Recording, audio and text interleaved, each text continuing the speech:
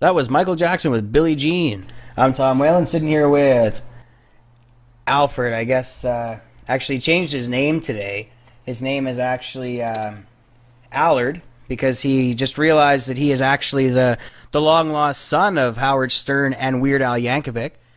And so that's pretty exciting news for him. I mean, he just found out his parents are pretty popular, and I'm a big fan of both of his parents, and he's all right, too, in my books. I don't mind him. Anyway, welcome back. Tonight's episode is brought to you by Naughty by Nature at 99 Cobblewood Road, tattoo, body piercing, and pleasure. So tonight we're going to have DeCastanova with us. And if you've never heard of him, I really suggest you check him out on YouTube, Superhuman777. You can find him on Facebook at Donovan Vertis. I think I said that right. He's standing by. We'll find out in a couple minutes if I did. And he's basically going to talk about a lot of the videos he does. He's a fantastic dancer. He does some singing. Truly inspirational. This guy takes a lot of heat and he keeps on going. He's definitely well on his way to becoming the king of something. He's just going to work his groove and figure out what that is. Now we're going to listen to Maroon 5, Moves Like Jagger. Joining us now is DeCastanova Vertis. How you doing today? I'm good. How about you guys? Fantastic. How are you, Allard? Yeah, I'm doing pretty good. Good. Everybody's doing great? I'm glad to hear that. Good to have you here, man. So you want to tell us a little bit about yourself? Tell everybody. Well, I'm 19 years old. I'm male, and I come from the city of Everett, Washington, and I still live there today. Perfect. What's it like in Washington? Lifestyle-wise, is that a nice spot to live? It has its ups and downs. Much like the sport of soccer, it's a ball. You make these YouTube videos. Well, you can tell us a little bit about those too. You can tell people what you do in them. It all depends on what mood I'm in when I make the videos. Like, am I in the mood to do something happy and positive, then I write something that's happy and positive and I turn it into a video. Am I feeling serious? Then I make a serious video. Am I in the mood to share one of my circle sessions? Then I gather up the clones and make a circle session. So it all just depends on what mood I'm in. Okay, so who's your biggest inspiration? What really inspires you to sit down and dedicate the amount of time that is required to script these videos and prepare these videos, plan these videos, write these songs, and perform them and put them out there for people? Oh boy, I actually have quite a few people who inspire me to do what I do. James Brown, Demi Lovato, David Bowie, Will Smith, and most importantly, Michael Jackson. I mean, I love Michael Jackson. I am obsessed. I have OMJD, Obsessive Michael Jackson Disorder. That is brilliant. Now, did you come up with that acronym yourself? Actually, I did. That's awesome. So you say Will Smith is one of your inspirations? Yeah, I love Will Smith. Will Smith is a great actor, but not my favorite actor. That would actually be Jim Carrey. Oh, he too inspires what I do. Jim Carrey is Canadian. Awesome. I know. Jim Carrey's fantastic. He's one of my favorite actors too. I think my favorite Jim Carrey moment, besides Ace Ventura when he's going yuck, would be when he sings Jumper in Yes Man. Those would be my two favorite Jim Carrey moments. The Mask was an amazing movie as well. I have up to three favorite Jim Carrey moments. One is in Ace Ventura, the movie that you mentioned, where he goes, "Excuse me, I'd like to ask you a few questions." Another favorite moment of mine is in Bruce Almighty, where he's on top of that reception tower. "I am Bruce Almighty. My will be done." My all-time favorite Jim Carrey moment is in The Mask, where he goes, "You're a good kid, real good. But as long as I'm around, you'll always be second best, see?" That's a really good impression. Especially that one. I could actually picture it. Personally, if you ask me, I think it was smoking. Brilliant. So obviously, Michael Jackson is the biggest influence. a lot of your videos, the majority of your videos are the Michael Jackson dancing ones, and singing. Anybody can tell by checking out your channel that he's definitely one of the larger, actually most certainly the largest inspiration to yourself. And you do the dances, you sing some of the songs, and I think what stands out the most is the costumes that you have for Michael Jackson, or the suits. Sorry, not really costumes, but and the amount of them that you have. Where do you get those? Do you just shop around until you find everything that matches together? Do you make them? Do you have them made? I hand sew them myself. Every last one of them. Are you serious? Hand sewn. No, yes, I am serious. Every last one of them, hand sewn. Oh my God! Really? Yes. Wow. I'm speechless. That's amazing. They look so well. Like they're just absolutely. That just blew my mind. Wow. I remember this one time where I was making like a replica of the bodysuit from the Bad Tour. All I had to remember was just one picture in a book. How long does it take you to make a costume? That must take a long time. Per costume, it takes about like up to 48 hours. I can't believe that you make those costumes. Like my head is just going. Amazing work. I guess that's all I can say is amazing work. You're probably feeling like the Riddler. Yeah. You're probably feeling like Jim Carrey's the Riddler. Does anyone else feel like a fried egg? That comment gave me diabetes. So you do the Michael Jackson dances. We'll just wait for the ambulance. So you do the Michael Jackson dances. You make the costumes. You live the dream, so to speak. And it's to some people it's a dream. To you it's a reality because you actually do it. And the fact that you make these costumes is absolutely phenomenal. It's mind-blowing. It just boggles me. Like you threw the whole thing off because I lost my entire train of thought. When you said I hand sew them myself, I was expecting a pause, and then you were going to start laughing and say, no, just kidding, I buy them.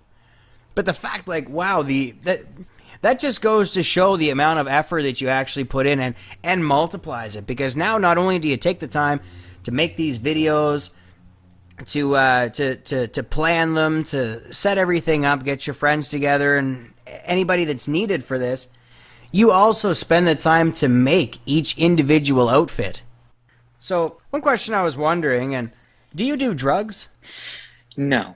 Personally, if you ask me, I think drugs are for squares. In some places, I think some drugs are legal, but a lot of people don't consider marijuana a drug.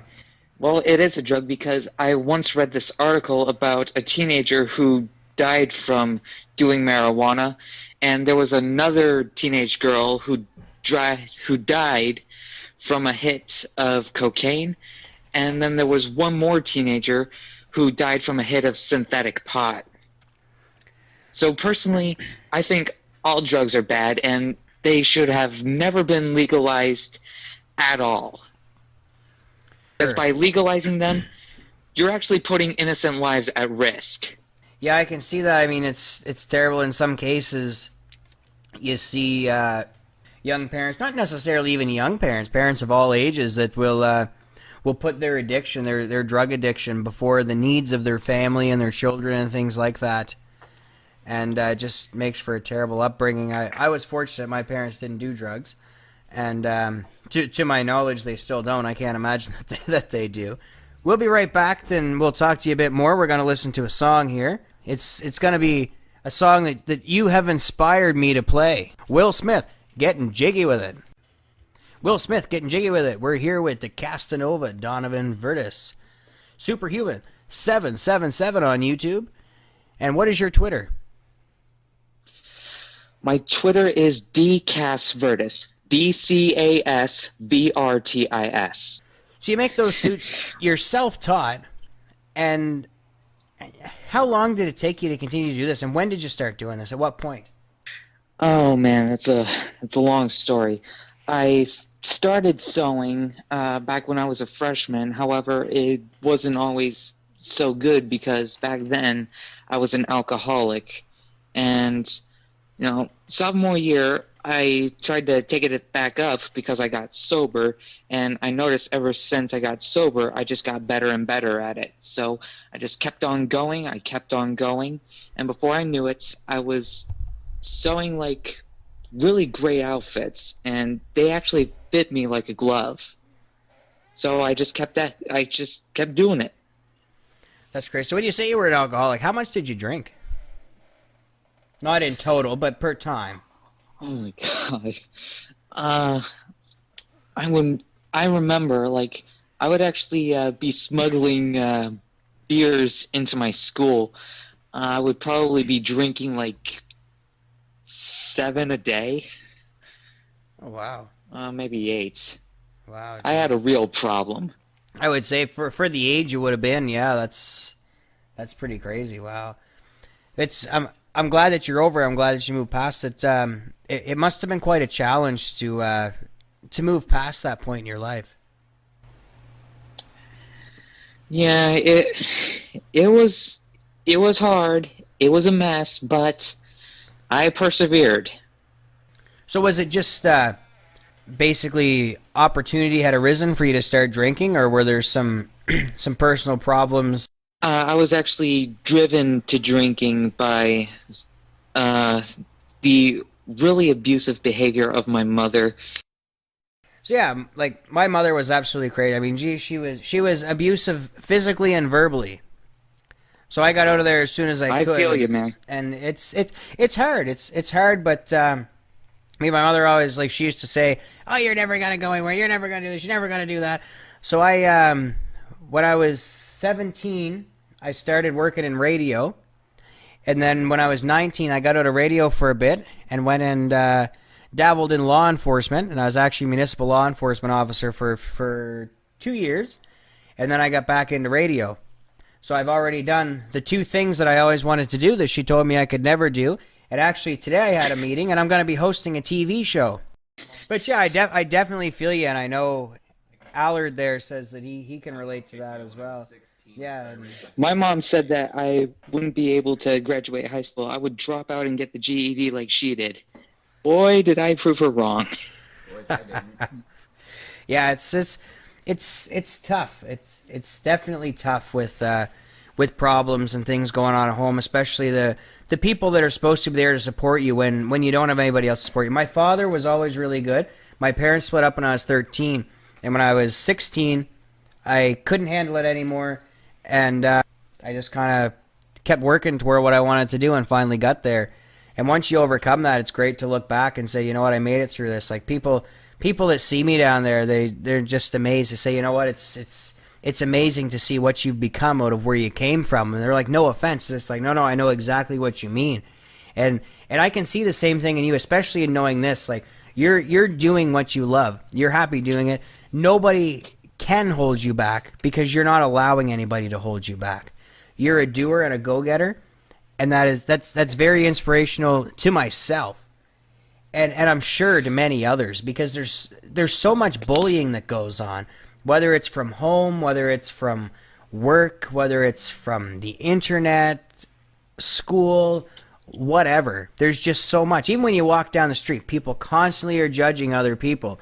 I try not to do that. Every once in a while, I'll catch myself doing it, and I'm just like, "Hey, Tom, what are you doing? Like, don't be like that."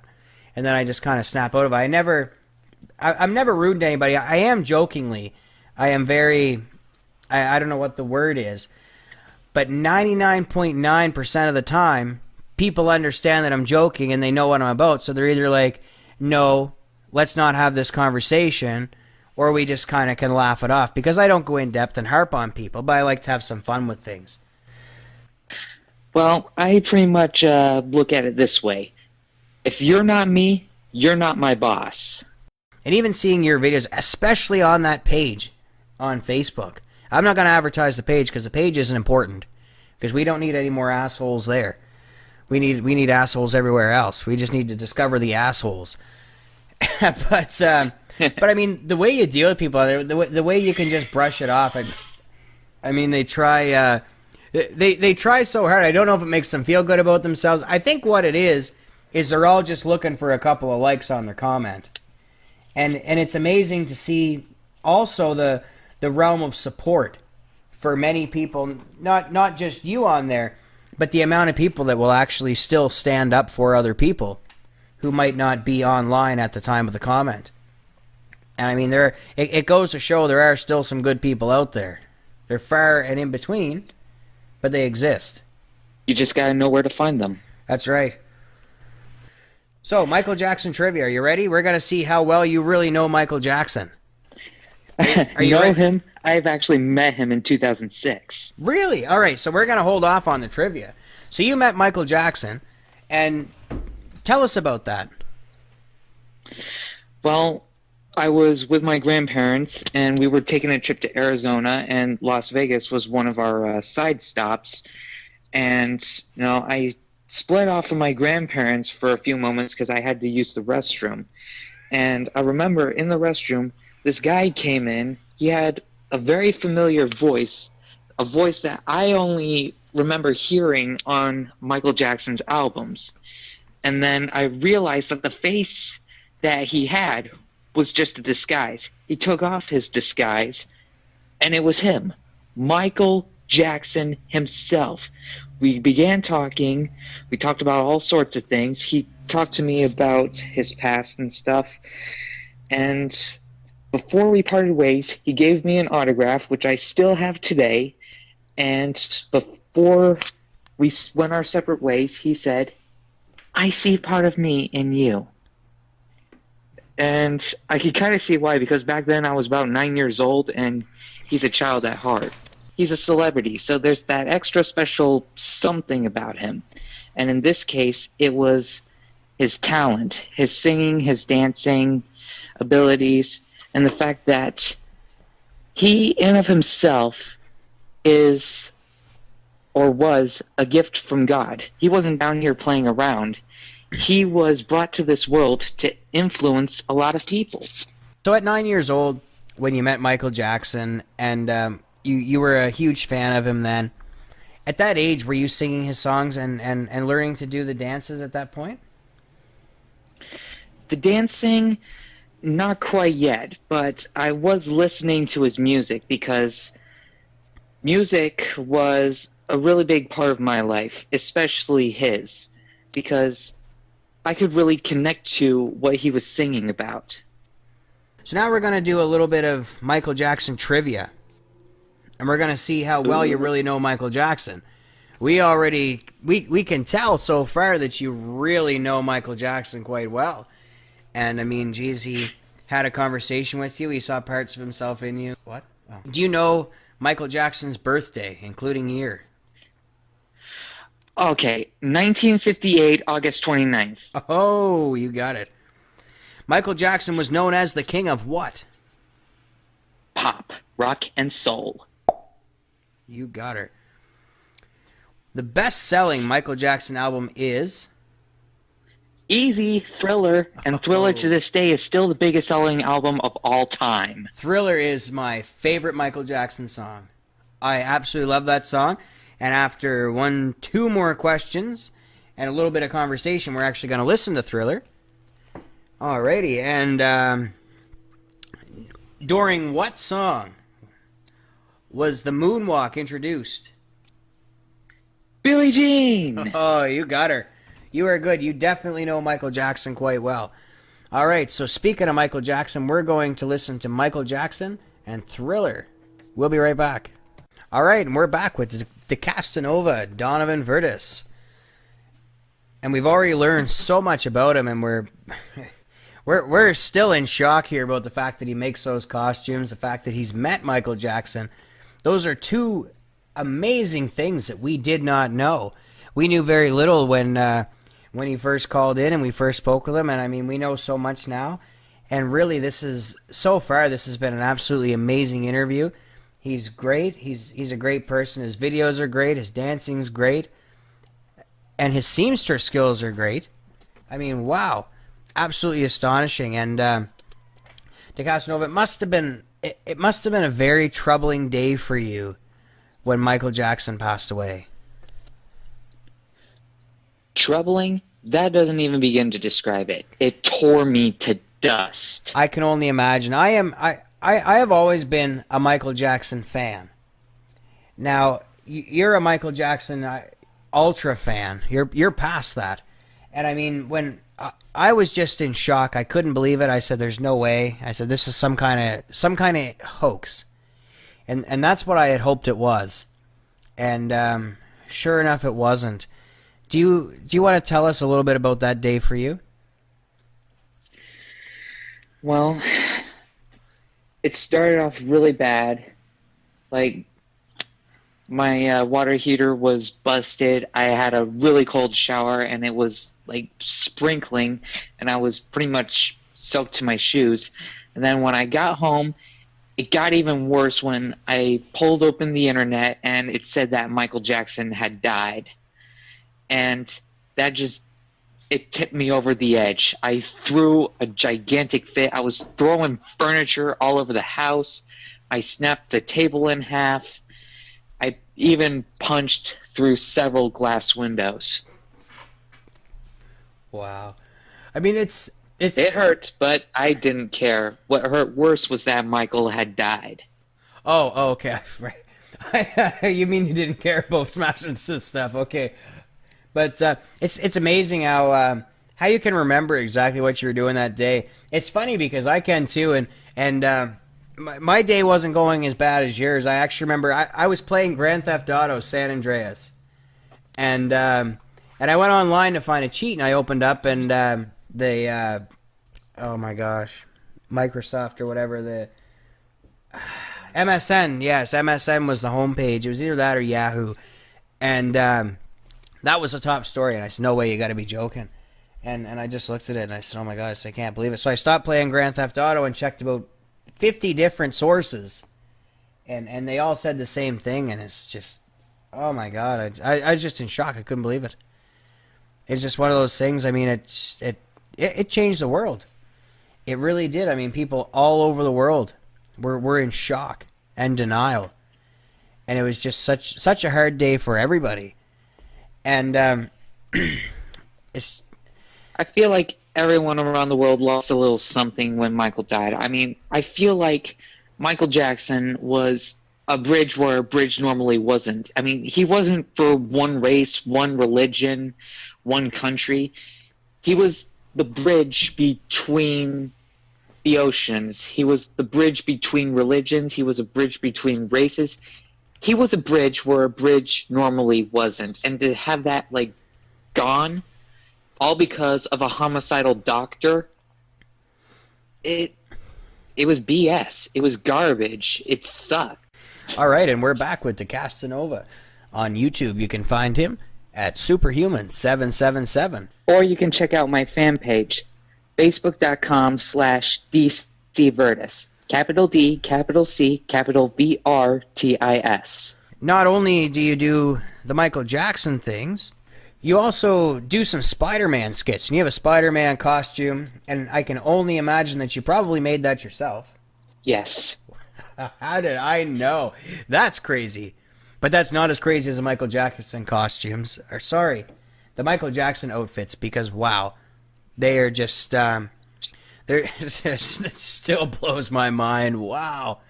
You should give yourself a pat on the back. You should be very proud of yourself. Considering everything I've done, I am proud, because I did all this myself and I worked very hard at it.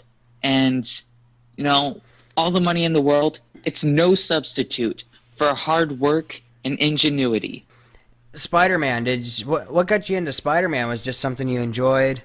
Well, I remember that my dad was a really big fan of Spider-Man, and I remember back when I was younger, I would sneak a few looks at Spider-Man the Animated Series when it was on reruns, and it just looked like really cool. And then I saw Tobey Maguire as Spider-Man. I thought it was one of the coolest movies you could ever see.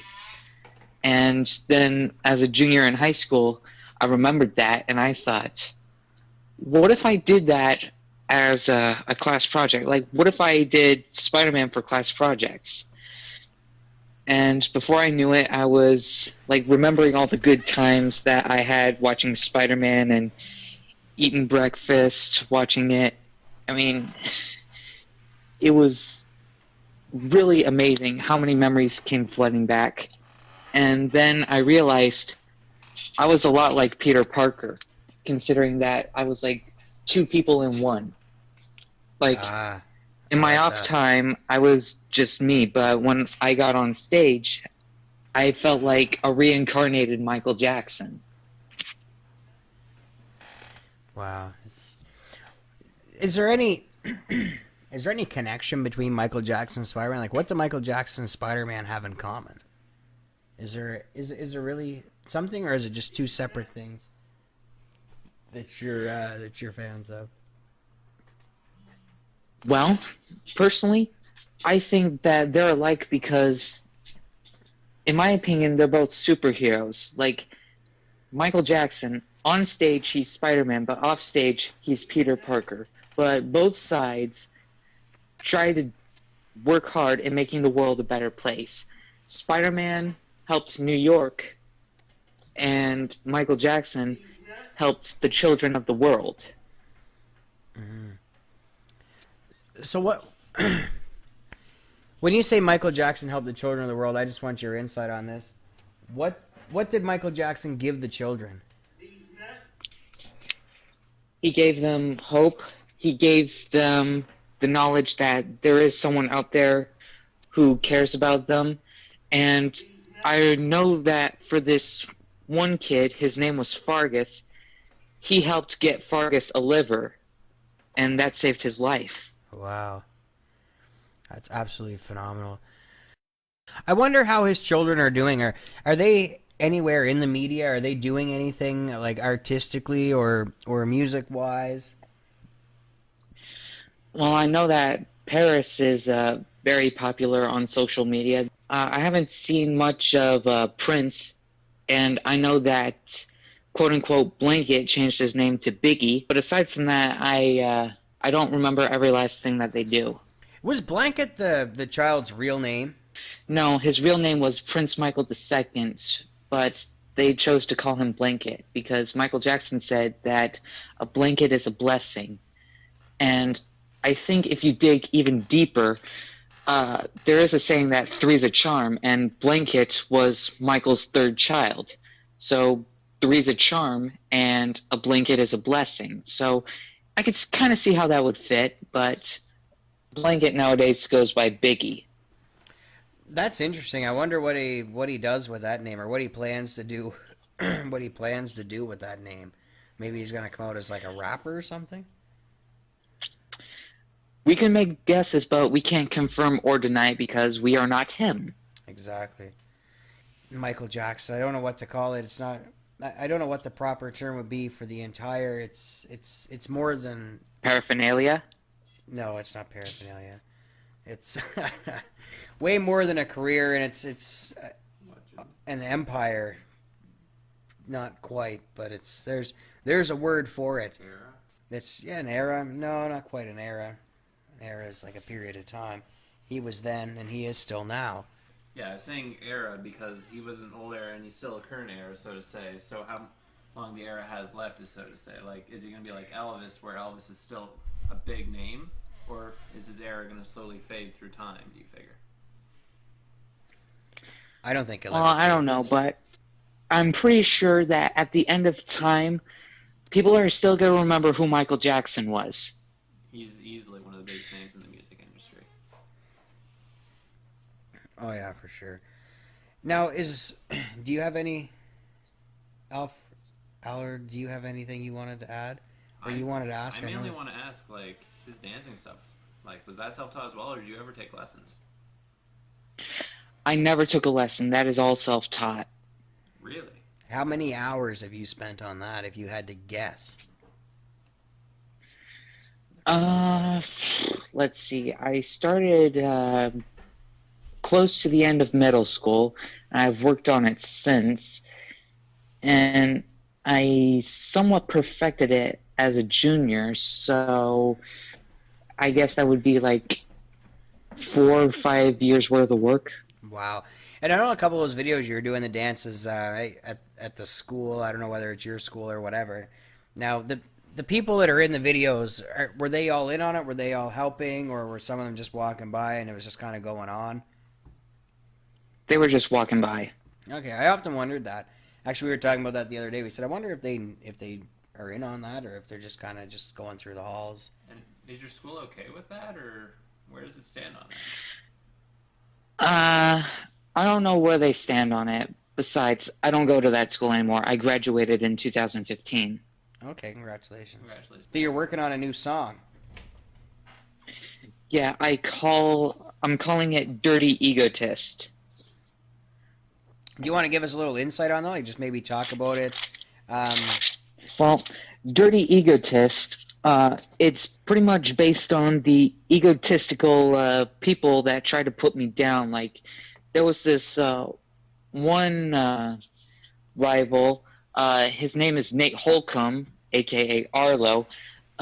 He and I used to be good friends, but then I made a couple jokes. He couldn't take it, and then he just went off on rage on me, and he said, I can make sure that your career never takes off. I can make sure that you never become famous, this, that, and the other. Yet the funny thing is, I have more subscribers than he does. We have a strange question that I'm not sure where it came from. Somebody wanted to know, and it's very weird. This is one of your fans. I don't have their name here. And at all the things they wanted to know, this is the question they asked. Do you wear women's underwear? I can't imagine why that'd be something.